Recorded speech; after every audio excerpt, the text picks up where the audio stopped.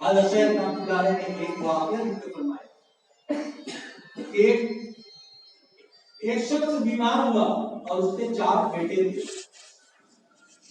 تو ایک بیٹے نے کہا کہ اگر تم لوگ اس شرط پر والدین کی تیمارداری اور خدمت کرو گے کہ میراث میں سے کچھ حصہ نہ لو تب تو خدمت کرو ورنہ میں اس عمل کو کرنے کے لیے تیار ہوں. چنانچہ ان تینوں نے کہا کہ تم یہ خدمت کرو ہم لوگ نہیں کریں گے. چنانچہ اس نے ان کی خوب خدمت کی یہاں تک کہ ان کا انتقال ہو گیا. انتقال ہونے کے بعد اس شخص نے خواب دیکھا کہ فلاں شخص کہہ رہا ہے کہ تم صبح فلاں جگہ جاؤ وہاں پر 100 اشرفی زمین کے نیچے اس کو نکال دو. اس شخص نے سوال کیا کیا اس میں برکت ہے؟ اس خواب میں اس شخص نے کہا نہیں اس میں برکت نہیں. صبح بیوی سے اس کا تذکرہ کیا بیوی نے اصرار کیا کہ جاؤ نکالو لیکن اس نے کہا کہ میں نہیں نکالوں.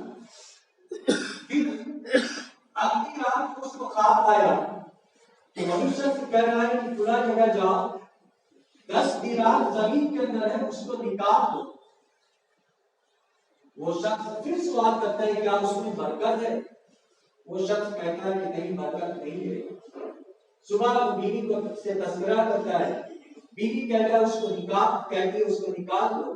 وہ شخص کہتا ہے کہ نہیں نکال. اس کے بعد تیسری مرتبہ رات کو خواب دیکھا اور خواب میں وہ شخص کہتا ہے کہ فلاں جگہ جاؤ وہاں پر زمین کے اندر 1 دینار ہے اس کو نکال دو. وہ شخص کہتا ہے کیا اس میں برکت نہیں ہے؟ کہتا ہے ہاں اس میں برکت ہے. چنانچہ صبح کے وقت وہ جاتا ہے اور وہاں سے وہ دینار نکال لیتا ہے اور 1 دینار لے کر واپس آتا ہے. بازار جاتا ہے اور اس 1 دینار سے 2 مچھلی خریدتا ہے. مچھلی خرید کر گھر آتا ہے اور جب اس کو ذبح کرتا ہے تو اس میں سے 2 موتیاں نکلتی اور وہ موتیاں اتنی قیمتی ہیں کہ کسی نے عمر بھر میں اتنی قیمتی موتی کو نہیں دیکھا تھا.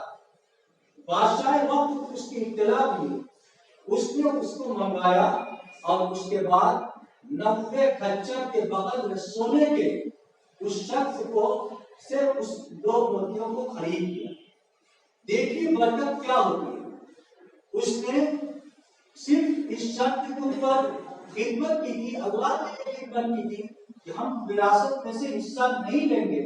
اللہ رب العزت اس کو دنیا کے اندر وہ چیز عطا فرمائی جو وہ دنیا کے اندر سوچ بھی نہیں سکتا. یہ کس بنیاد پر ملا؟ والد کی خدمت کی بنیاد پر. آج اگر ہمارے والدین میں سے دونوں میں سے کوئی ایک زندہ ہے تو ہمیں ان کی خدمت کرنی چاہیے ان کے حقوق کی ادائیگی کرنی چاہیے اور ان کے ساتھ نرمی سے پیش آنا چاہیے. عام طور سے زبان کا معاملہ زیادہ سخت ہوتا ہے.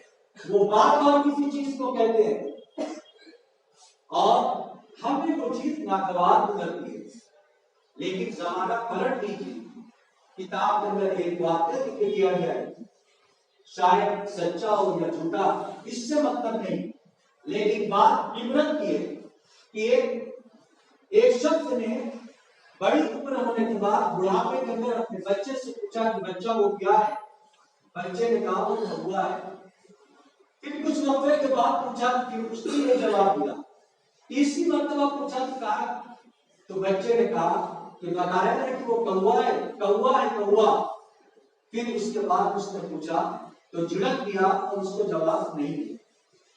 پھر وہ شخص نے اپنی ڈائری نکالی اور ڈائری نکالنے کے بعد اس کو دکھایا کہ یہ پڑھو فلاں تاریخ فلاں وقت تم میرے ساتھ بیٹھے ہوئے تھے تم نے مجھ سے پوچھا تھا کہ وہ کیا ہے میں نے بتایا تھا کہ وہ کوا ہے. پھر دوسری مرتبہ پوچھا تو میں نے اور پیار اور شفقت کے ساتھ بتایا کہ وہ کوا ہے. تیسری مرتبہ پوچھا پھر بھی میں نے شفقت اور پیار کے ساتھ بتایا کہ وہ کوا ہے. اس طریقے سے 73 یا 74 مرتبہ تم نے مجھ سے پوچھا اور میں نے تم سے جھڑک کر نہیں بولا بلکہ جتنی مرتبہ تم نے پوچھا اتنی مرتبہ میری شفقت اور پیار کے اندر اضافہ ہوا. یہ فرق ہے تم میں اور مجھ میں کہ ایک والدین جب بڑے ہو جاتے ہیں تو اس کے بعد بچوں کا مزاج بدل جاتا ہے.